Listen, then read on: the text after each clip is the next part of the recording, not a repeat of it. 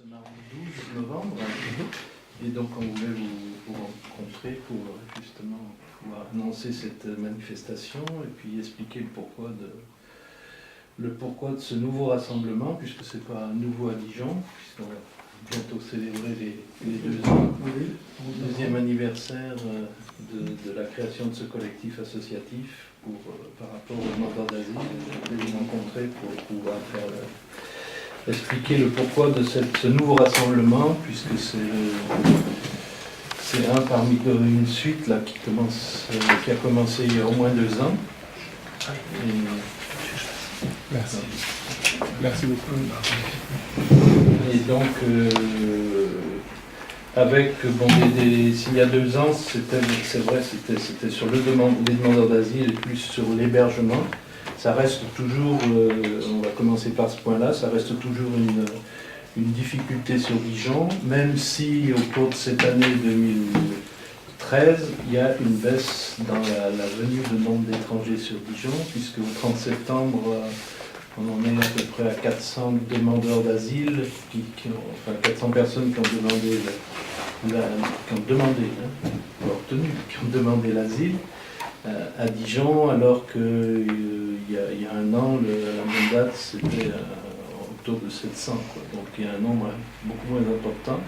Mais en même temps, par rapport à l'hébergement, s'il y a 400 demandeurs d'asile, il y a 750 personnes qui demandent à être hébergées, parce que la plupart de ces gens viennent en famille, donc il y en a beaucoup qui viennent en famille, donc l'hébergement dépasse de loin le nombre des seuls demandeurs d'asile. Donc ça, c'est à prendre en compte. Donc le problème de l'hébergement reste toujours difficile à régler sur Dijon. Bon, vous avez suivi ce qui s'est passé début octobre, donc en juillet, Bertillon, la fermeture, et puis donc les Petites Roches début octobre, avec la création d'un nouveau squat, puisque au jour d'aujourd'hui, je crois que ce nouveau lieu, rue René Coty, dans les anciens bâtiments numériques, est largement occupé. Ce sont des bureaux, mais largement occupé. Je crois qu'on peut parler de 100, 130 personnes qui logent actuellement là-bas, quoi. Donc ce sont des hommes, puisque toujours actuellement sont logés en priorité, ça comprend les familles avec enfants, les femmes avec enfants, et puis après, en ordre dégressif, c'est les couples, et puis les couples, les femmes seules, et puis restent sur le carreau depuis le début. Depuis le début, donc les hommes seuls, célibataires, qui eux n'ont droit à aucun hébergement. Ont droit, mais qui n'est pas pardon, ont droit. Voilà, ils ont droit. Hein, les mesures, les accords par rapport à l'hébergement et aux conditions matérielles d'accueil des demandeurs d'asile, c'est très clair au niveau européen. Hein, ils ont droit à un toit, ils ont droit et donc ça, c'est pas respecté pour ces demandeurs d'asile actuellement. Donc pour nous, c'est toujours, avec en même temps pour ces nouveaux demandeurs d'asile, il y a toujours un délai d'attente, c'est-à-dire que le demandeur d'asile qui se présente aujourd'hui au 53 rue de la préfecture pour dire « je demande l'asile à la France », il ne sera convoqué en préfecture que 3 mois plus tard. Donc ça veut dire, enfin on est toujours, c'est des choses on se répète parce que ça n'a pas évolué, mais il y a toujours ces 3 mois d'attente pendant lesquels il n'y a rien, si ce n'est quand même depuis, et ça a été quand même un acquis et quelque chose qui s'est mis en place, donc le 115, donc le logement, l'hébergement d'urgence, qui s'est ouvert de façon continue dans les locaux rue des Creusot, là où il y a 60 places qui sont, bon, avec, comme vous le savez, uniquement pour les familles, c'est clair, et avec aussi, comme c'est l'hébergement d'urgence, le 19h, 8h du matin, quoi. Et la journée, les gens s'en vont. Donc actuellement, pour ma part, je suis passé hier soir pour autre chose, mais donc la plupart des enfants là, vont à l'école, c'est sûr, mais la journée, il n'y a rien du tout. On connaît peut-être qu'ils ne sont pas scolarisés selon la période. Le gros problème, c'est qu'à 8h du matin, c'est vrai que c'est mieux parce que l'hiver dernier, on nous répondait même quand on appelle 115 et les directives de la préfecture, on ne les prend pas.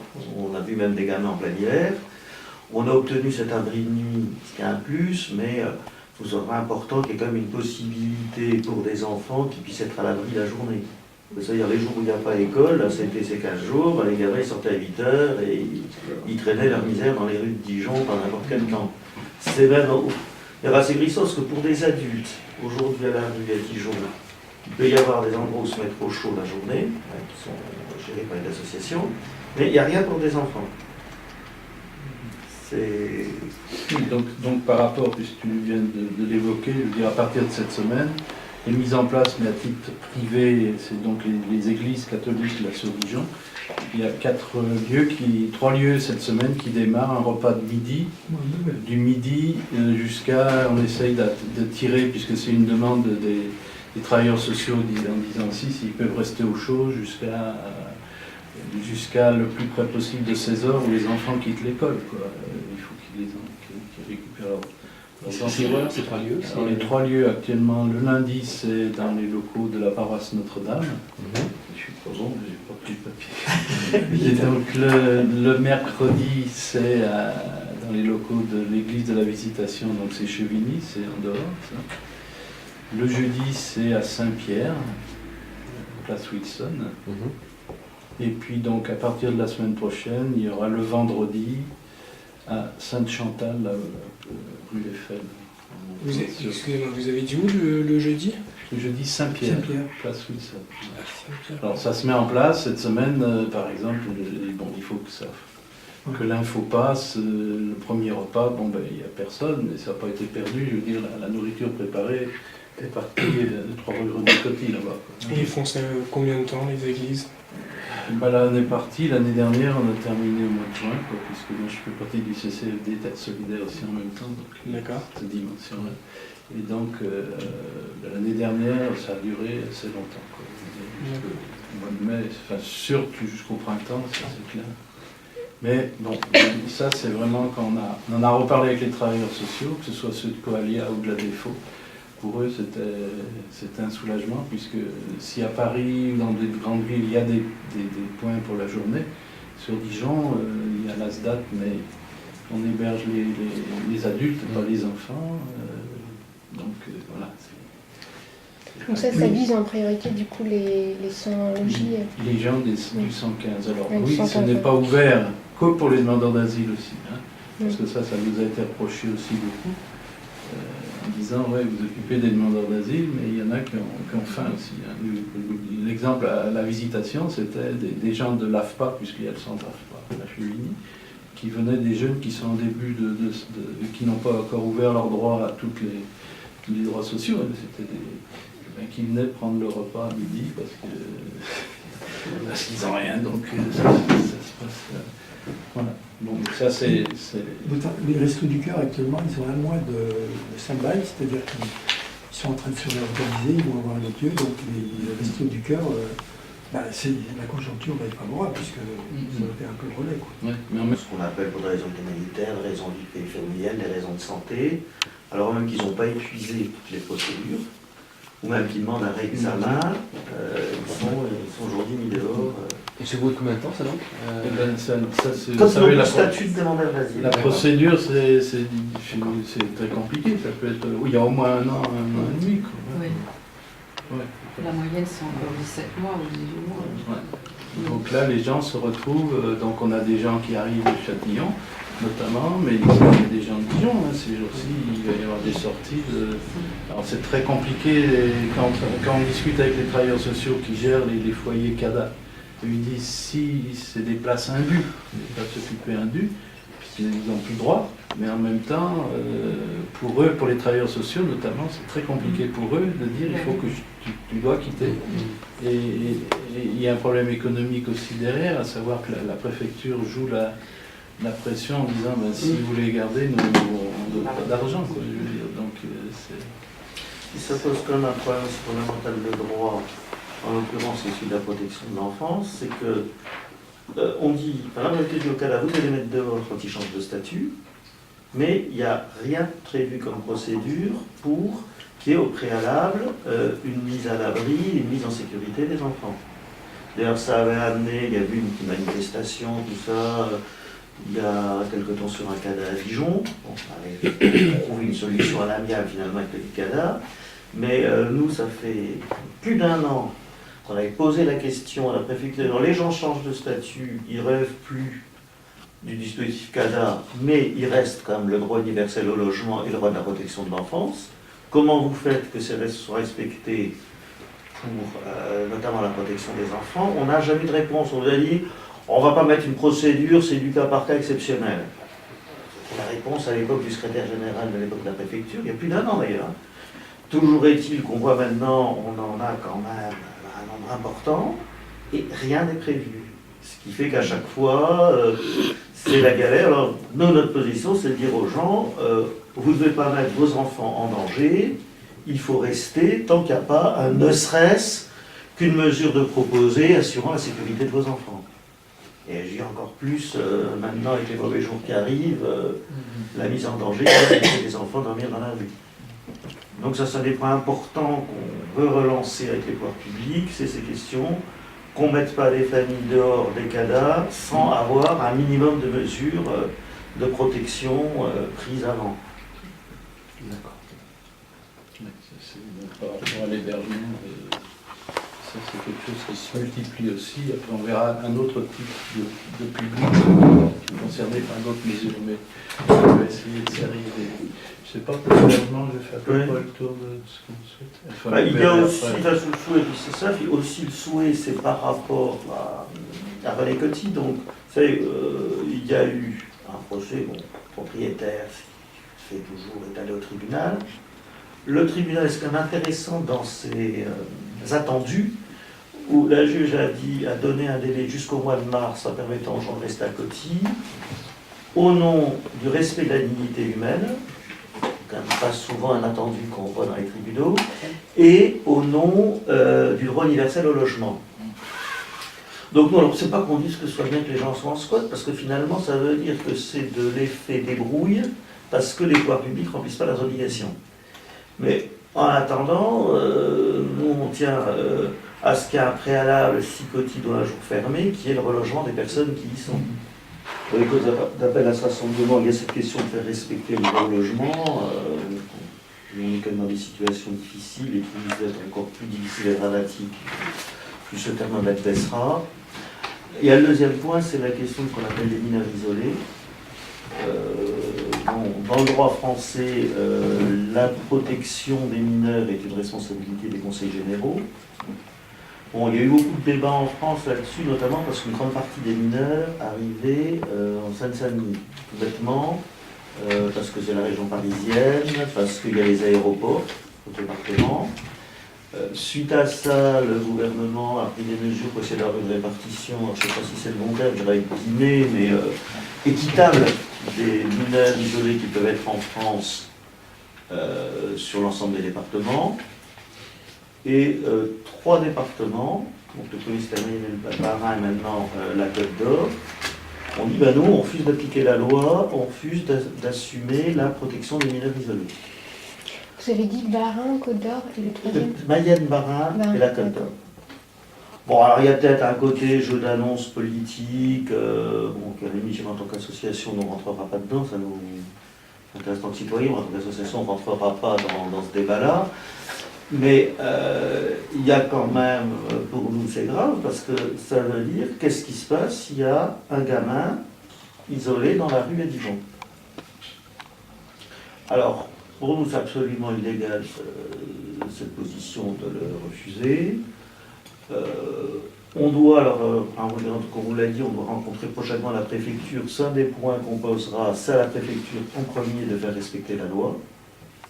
Et puisque c'est une décision du gouvernement, c'est une obligation légale des conseils généraux. Donc on espère que la préfecture fera le nécessaire. Si ce n'était pas le cas, je pense qu'il y a ce qui s'est fait dans un département de connaissance qu'est le Bas-Rhin. Je pense que des associations iront en justice pour faire respecter le droit de la protection de l'enfance. Les rencontrer quand? Le 13 novembre. Le mercredi, pas un vendredi 13, mais mercredi 13. Ça, c'est la préfecture. Voilà, d'accord. Sur ces questions de mineurs isolés, c'est vrai qu'on avait déjà plusieurs fois alerté le département aussi quand on s'est retrouvé avec des enfants à la rue, puisque bon, il y avait un problème de vraisemblance au logement, mais aussi un problème d'enfance en danger. On n'a jamais de réponse hein, quand on est alerté. On a l'impression que c'était un peu le conseil général disant, puisqu'ils sont avec leurs parents, que l'État s'en débrouille, l'État disant, vous ferez bien aller voir le département qui a la responsabilité de la protection de l'enfance. Enfin, en attendant, ça ne réglait pas le problème des gamins, quoi. Oui, il y a eu une rencontre en juillet, je crois, c'est ça, au conseil général, quoi, avec le collectif. Mais bon, ça ne débouchait pas sur quoi que ce soit. À ce moment-là, il n'y avait pas de fermeture, comme l'a annoncé le président du conseil général.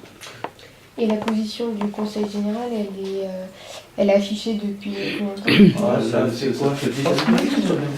C'était la dernière session plénière. Comment? C'était la dernière session. Et ce qu'il a dit, c'est qu'après réalisation de tests osseux, il y avait beaucoup plus de majeurs, en fait, ils étaient mineurs. Après, j'ai vu l'opposition qui a dit aussi que ces tests osseux n'avaient aucune valeur juridique. En fait. Donc, sur Mais quoi on doit se baser son aussi refus, quand même, hein, parce que c'est deux questions un petit peu différentes. Le refus, c'est dire on ne prend plus de nouveaux mineurs isolés, même quand la minorité n'est pas contestable.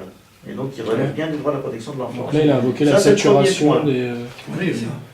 de tous les points d'accueil. C'est ce qu'il a dit. Il a dit qu'il ne pouvait même plus les mettre à l'hôtel. Donc, il les mettait à l'hôtel et qu'on ne pouvait pas assurer le suivi. C'est ça, en fait. Ouais, ils sont bien là. Enfin, c'est comme ça qu'il a argumenté. Oui, on aura du mal à nous faire croire que c'est le département de France et de Navarre le plus en difficulté, la Côte d'Or là-dessus, quand même. Par rapport à d'autres. Et la question des tests osseux, c'est une question. Il dit on ne respectera pas le droit de la protection de l'enfance. Hein. Après, il y a tout un débat. Qu'est-ce qui prouve que quelqu'un est mineur? Et c'est vrai qu'il y a eu recours systématique aux tests osseux. Et maintenant, qu'on a été plusieurs fois désavoué par les tribunaux parce que ça n'a rien d'une preuve scientifique. Niveau scientifique. Oui, Ils au niveau médical. Ils savent que c'est. C'est contestable. Ah oui, Il n'y a pas de preuve. Donc si jamais la rencontre en préfecture du 13 n'était pas concluante, vous avez déjà prévu de mener session de justice, comme on l'a vu dans le Bas-Rhin par exemple.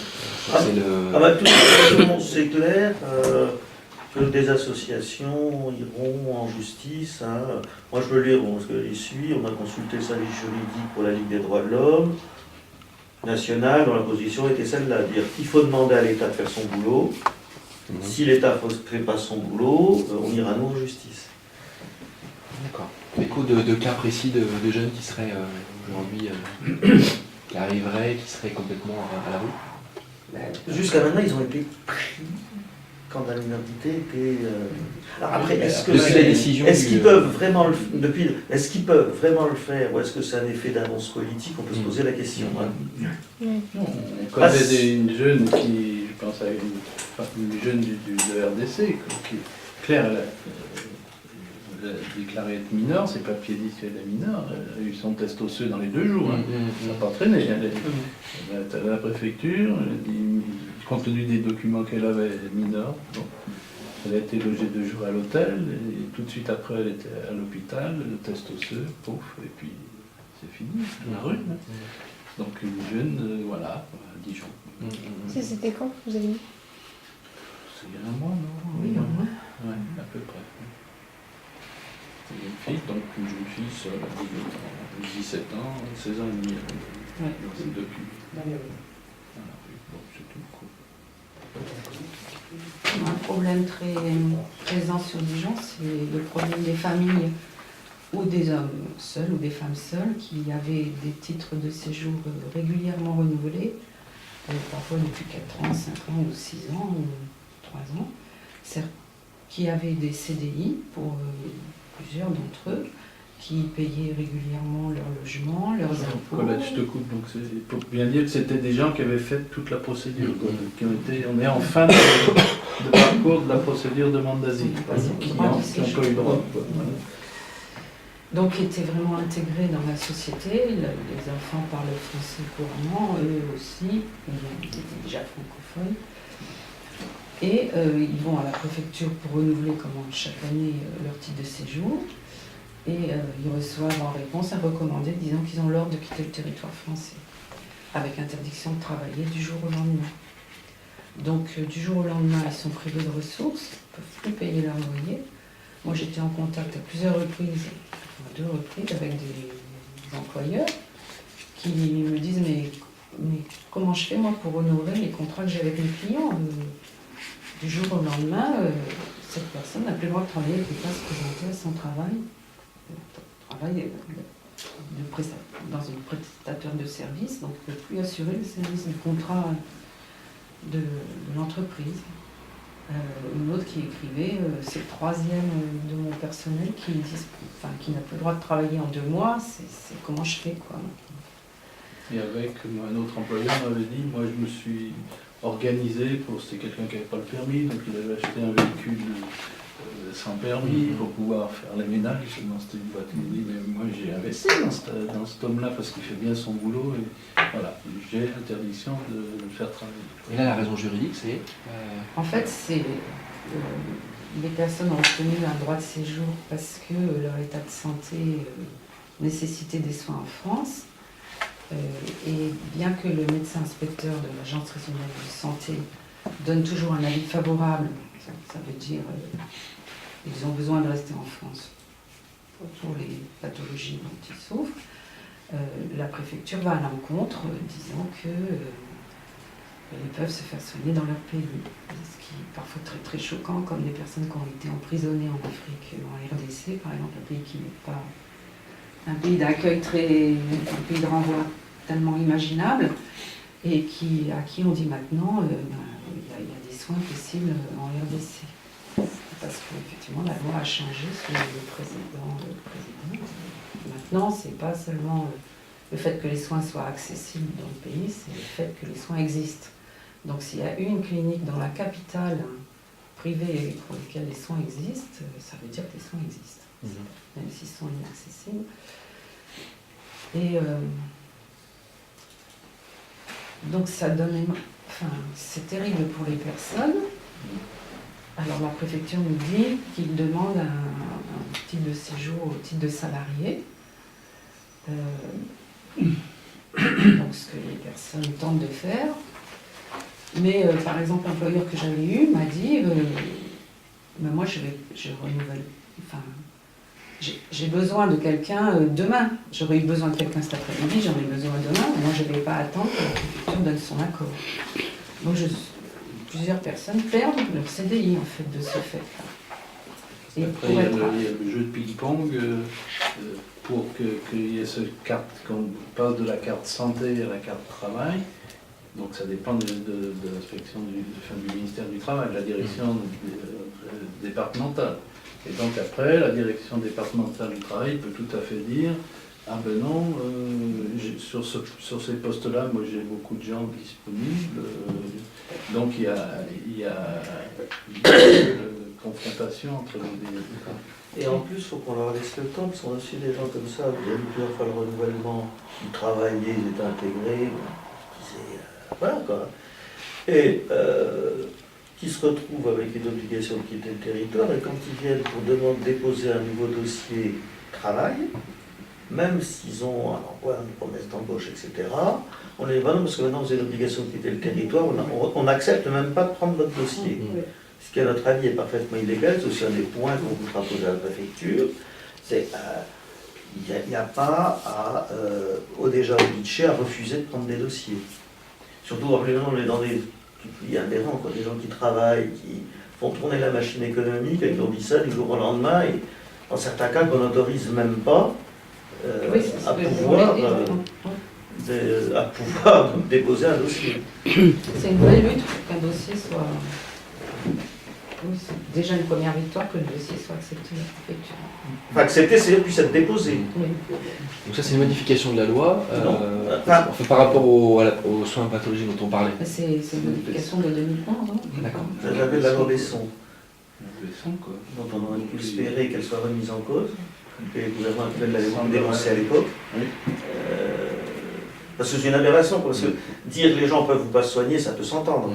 Mais dire vous êtes au fin fond du Congo-Kinshasa, dans une région ravagée par la guerre civile, des gens qui ont été emprisonnés, qui ont eu quand même des séquelles importantes, et leur dire il n'y a pas de problème parce qu'il y a une clinique privée qui sait tout faire à Kinshasa, c'est la folie. Enfin, et puis ces personnes-là ont fui la prison, enfin, et leur crainte c'est de jamais accéder d'aller directement en prison, puisqu'ils sont sur une liste de personnes qui ont fait la prison. Donc avant d'aller chez le psychiatre, par exemple, ou chez un autre médecin, parce qu'on n'a pas à connaître la pathologie, il faut déjà qu'ils soient emprisonnés à nouveau. Et puis il y a le systématisme aussi. Je veux dire, c'est quelque chose qui a démarré ça au printemps cette année. Quoi.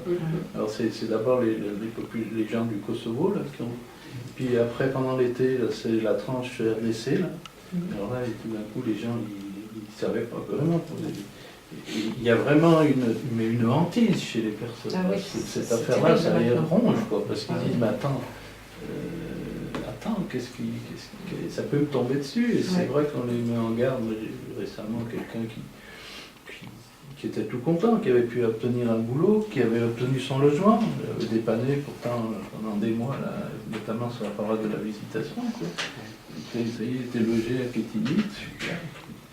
Bon, il perd son boulot, alors c'était un peu autre chose, il a perdu son travail parce qu'il avait ça, mais tout de suite, dans le mois qui a suivi, il a dû avoir 2 mois son logement. Là. Et puis, tac, il reçoit, comme une fois, son OQTF.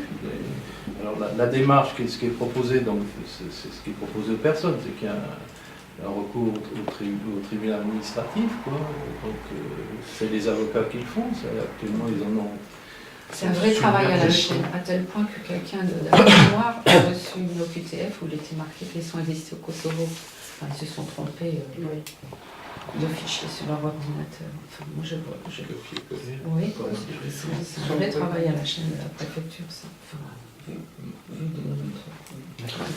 On pense comme qu'il y a des gens, comme on pense à ce cas que ce qui était cité là sur le Kinshasa, qui peuvent quand même avoir leur vie en danger si ça va jusqu'au bout. Hein. Parce que bon, l'état actuel du Congo-Kinshasa, à moins qu'il se suicide. il ne fait pas bon être un opposant ou un supposé opposant qui a fui le pays et qui serait renvoyé manu militari. Non, il y a plusieurs TS, c'est clair. D'Arméniens ou de l'Est, c'est sûr. Les Kosovars. Oui, les familles kosovares, il y a une famille kosovare qui sont exactement dans ce cas de figure. Le papa, il téléphone tous les jours, il ne vit plus, quoi. Ils sont complètement affolés, ils attendent alors ils ont fait un recours au tribunal administratif, mais bon, comme tu dis, ça sera négatif. Et en parallèle, il y a aussi l'assignation à résidence. Il nécessitait de se présenter, donc il y a eu plusieurs qui n'ont plus aucun document, quoi, je dis. Oui, on n'a pas pris tous les documents, donc ils ont Qui leur a pris la gendarmerie ou la police, quoi, en allant, puisqu'il faut qu'ils aillent se présenter, et donc ils sont au fond du trou, quoi, je veux dire, ils n'ont plus rien, même pour... Et là, moi, c'est des familles, hein. Ils ont 2 enfants scolarisés, qui parlent français. Oui. Vous imaginez les enfants, tous les jours, c'est la petite fille qui me téléphone en me disant mais qu'est-ce qui va arriver, qu'est-ce qui va arriver. Pour les enfants, c'est un deuxième arrachement. Ah mais Ils ont déjà vécu quitter leur pays. Puis, je veux dire, leurs parents, leurs parents vont mal, quoi. Donc, ben voilà, ils sentent bien que ça recommence. Normal aussi. C'est les 3 points que vous avez évoqués, donc le 13, hein, enfin d'abord le 12 lors du rassemblement. Donc le 12, on fait un rassemblement, et donc on avait écrit à la secrétaire générale de la préfecture, puisque celle qui est un peu dans l'organigramme de la préfecture, et je dirais la patronne des services qui traite toutes les questions des étrangers, pour la rencontrer alors, sur ces problèmes. Alors, il y a tous ces dysfonctionnements, problèmes qu'on a vus. Il y a aussi, nous, des choses qu'on dira en fin d'entrée, et qu'on souhaite déjà fondamentalement qu'il y ait une autre approche de la question. On a le sentiment que c'est créé au fil des années un fonctionnement où on n'est plus dans un service avec des usagers pour faire vivre les lois, on est comment faire obstacle, et on a comme régulièrement, quand vous disiez, des gens qui demandent à déposer un dossier et qui a dit ah non, on ne veut pas prendre trop de dossiers. C'est aberrant. Des fois de demander dans les dossiers des passeports pour les gens qui viennent de pays où personne n'en a, je pense à un pays comme l'Érythrée, aller demander à quelqu'un qui a fui l'Érythrée, lui dire pour prendre votre dossier, vous devrez venir avec votre passeport. Ou pareil, comme ça, des gens pour faire reconnaître quelqu'un qui a obtenu comme un titre de séjour temporaire, faire reconnaître que ses enfants sont là, on lui dit il faut l'acte de naissance. Ah oui, d'accord. Vous avez fui à des pays comme l'Érythrée, vous avez traîné votre galère au Soudan, et il faudrait que vous ayez un acte de naissance. Ça ne se fait pas tout à fait comme ça vient se faire à la mairie de Dijon, quand on est né à la maternité du bocage, quoi. Hein. On voudrait vraiment aussi qu'il y ait fondamentalement un changement, que les services de l'État soient là pour faire vivre les droits et pas dans cette attitude de... On a un peu l'impression de toujours chercher comment faire pour refuser, quoi. C'est elle que vous voyez, non, la secrétaire générale? Oui, d'accord. J'ai 2 ou 3 questions pratiques. Vous avez évoqué, il y avait combien de lits au total sur Dijon? Vous avez dit 750? J'ai pas... Ça, c'est des... J'ai pas bien Non, compris. je suis pas bon, je n'ai pas fait mon dossier. Mais... Je dis sur Dijon, c'est pas sur Dijon, sur la Côte d'Or, je pense qu'on doit être à 800 possibilités d'hébergement. Ils ne sont pas sollicités aujourd'hui. Ah non, on a besoin. Il y a 800 possibilités d'hébergement. À peu près. Supplémentaires. Non, 800 demandes. Il y a à peu près 400 places en CADA. D'accord. J'ai pas Ok. mon dossier. Bon. Il y a à peu près, après il y a des places en hôtel, mais beaucoup moins. Ils ont ouvert des logements. Ils ont trouvé que prendre des grands logements et loger plusieurs familles, bon, ça coûte moins cher. Il y a toutes ces dimensions économiques aussi. Après, il y a des places. Il y a 50 chambres d'hôtel, il y a des Oui, appartements, vous l'avez dit, 68 personnes en appartement. Sachant qu'il y a une grosse concentration sur la Côte d'Or pour toute la Bourgogne, qui est un héritage du fait que pendant un certain nombre d'années, tout le monde devait passer par les préfectures de région pour faire les dossiers. Alors que maintenant on peut le faire en sous-préfet.